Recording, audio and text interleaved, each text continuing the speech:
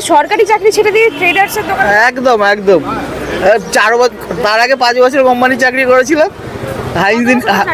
আমি এখানে 7 বছর, 2018 সালে 13 এপ্রিল জয়েন করেছি। এই তো রায় বেরোলো, এতদিন অপেক্ষায় ছিলাম। তারপরে এখন সংসার তো চালাতে হবে, বাড়ি নিলাম হয়ে যাবে, ব্যাংকের লোন আছে, বাবা মা অসুস্থ, ছোটো মেয়ে আজকে প্রথম স্কুলে গেল, তার খরচ তো স্ত্রী চালাচ্ছে। ঠিক আছে, সংসার কী করে চলবে জানি না। এখন ঘর বাঁচানোর জন্য এই গত পরশুদিন ঝাড়গ্রামের মিত্র দত্ত ট্রেডার্সে কাজ নিয়ে 8,000 টাকা মাইনেই কাজ শুরু করলাম। এই যতদিন এখন চাকরি হারা হয়ে বসে রয়েছি ততদিন আমার এই কাজ চলবে। আচ্ছা, আজকে মুখ্যমন্ত্রীর কাছে কি দাবি আছে? দাবি আছে আমরা যোগ্য প্রমাণ, দরকার হলে আবার প্রমাণ দেবো। আপনারা পরীক্ষা দিতে যাবেন? একদম, আমরা পরীক্ষা দিয়ে চাকরি পেয়েছিলাম। আমি 5 বছর কোম্পানি চাকরি করে ছেড়ে দিয়ে 4 বছর বাড়িতে বসে প্রিপারেশন নিয়ে চাকরি পেয়েছিলাম। আজকে চাকরি হারা হয়ে বসে রয়েছি। আপনার বাড়ি কোথায়? আমার বাড়ি কৃষ্ণনগর, নদিয়া ডিস্ট্রিক্টে। কিন্তু আমি ঝাড়গ্রামে তখন পশ্চিম মেদিনীপুর ছিল, তখন অ্যাপ্লাই করেছিলাম পশ্চিম মেদিনীপুরে। আমি বর্তমানে বল্লা বিদ্যাপীঠ ঝাড়গ্রামে কর্মরত। আপনার নামটা কি? প্রহ্লাদ হালদার। নেতাজি ইন্ডোর স্টেডিয়ামের সামনে এসেছেন, কি জন্য এসেছেন? আমি মেয়ের সঙ্গে এসেছি। আমার মেয়ে পরীক্ষার্থী ছিল, গ্রুপ ডি, যোগ্য প্রার্থী। ওর চাকরি গেছে, ওই জন্য আমি এখানে এসেছি। কোথায় বাড়ি আপনাদের? আমার বাড়ি খড়গপুরে। আপনার মেয়ে কোথায়? মেয়ে খড়গপুরে, আমাদের ওখানে। আপনার মেয়ে আসুন। হ্যাঁ, এসেছি। এই যে আপনার মেয়েটা। শুনছে মুখ্যমন্ত্রী বলছে। আমাদের গেট পাস দেওয়া হয়নি, আমরা ঢুকতে পারিনি।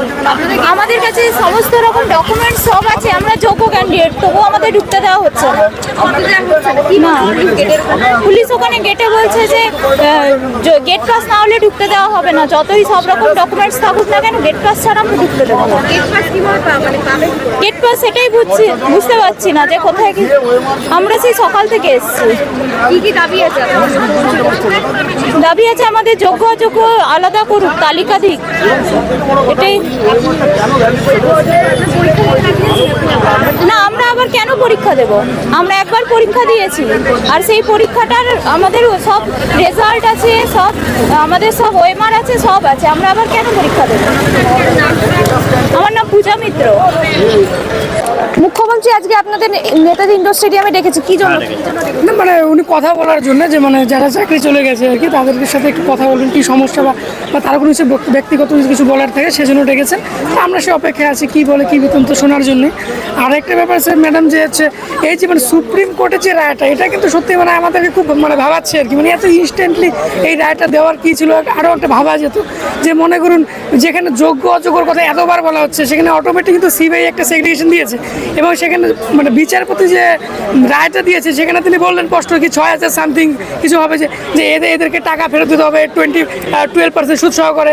আর বাকিতে মানে বাকিদের কথা কিন্তু মানে যোগ্য হিসেবে ধরা হয়েছে, তার কিন্তু মানে শিওর নয়, যে কারণ যতক্ষণ আমরা কনফার্ম করতে পারছি না ততক্ষণ আমাকে কিন্তু তার এগেইনস্টে আমি অ্যালিগেশন দিতে পারি না। অথচ আমার সন্দেহের ভিত্তিতে সিবিআইয়ের কাছে প্রমাণ নেই যে তারা অযোগ্য, এইভাবে সন্দেহের ভিত্তিতে তারা অযোগ্য ধরে কেন চাকরি খেলো, এইভাবে যদি মানে তুগলকি টাইপের যে এই যে মানে রায়গুলো, তাতে কিন্তু মানুষের মানে সর্বোচ্চ ন্যায়ালয় তাদের মানে প্রতি মানুষের আস্থা বা বিচার অবস্থা কিন্তু অনেকটাই কিন্তু ভেঙে যাবে কিন্তু। ঠিক আছে, এখানে একটা বাসের মতো 2-3 অপরাধী ঢুকেছে, আমি সিলেকশন করতে পারলাম না, পুরো বাসটাতে জ্বালিয়ে দিলাম, এটা কিন্তু মানে চরম অমানবিক একটা রায় হয়েছে।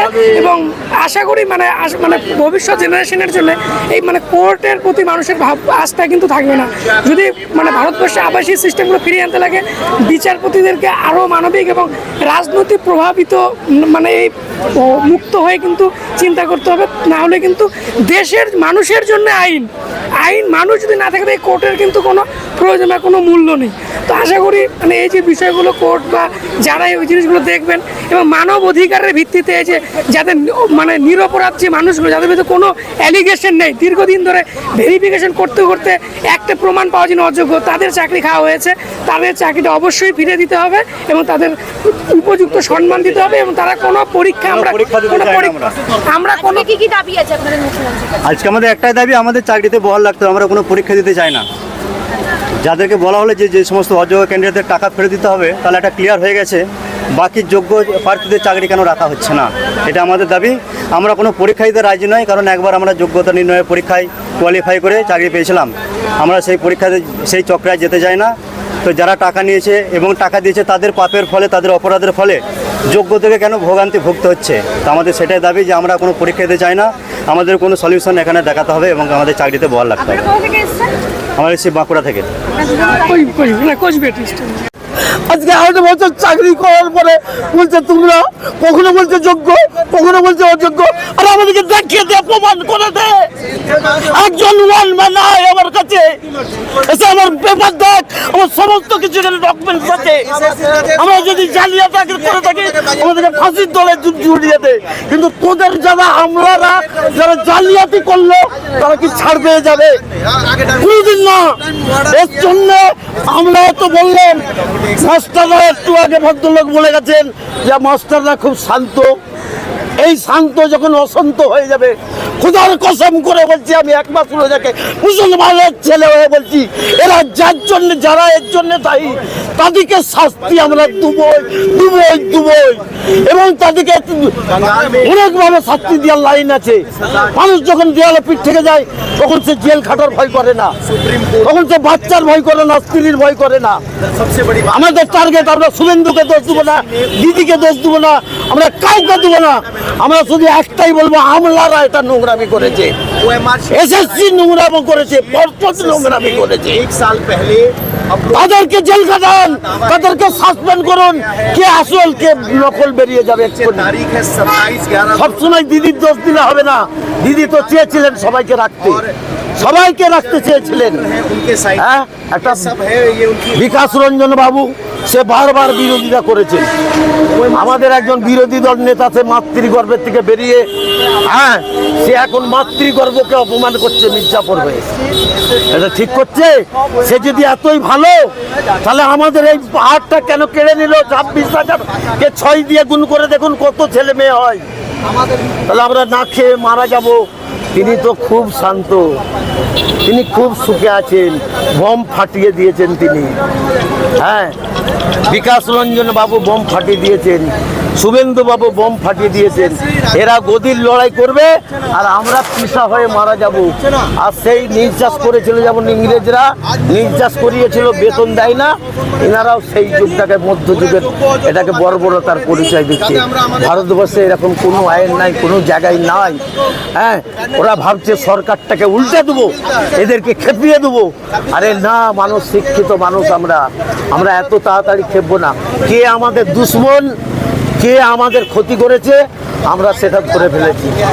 তবে আমরা লড়াই করব। দরকার হলে আজকে যদি কিছু না ফাইসালা হয়, যোগ্য অযোগ্য সবাইকেই দিতে হবে। ওরা যে শুধু বলে যাচ্ছে যোগ্য, আমি যোগ্য বলে আমার যোগ্য বলবো, আমারটার কথা চিন্তা করবো, আমার পাশের ভাইটা খেতে পাবে না, এটাও কিন্তু ঠিক নয়। আমার একটা ছোট্ট একটা গল্প বলে দিই। ব্রিটিশ পিরিয়ডের আমলেতে আপনারা দেখবেন একটা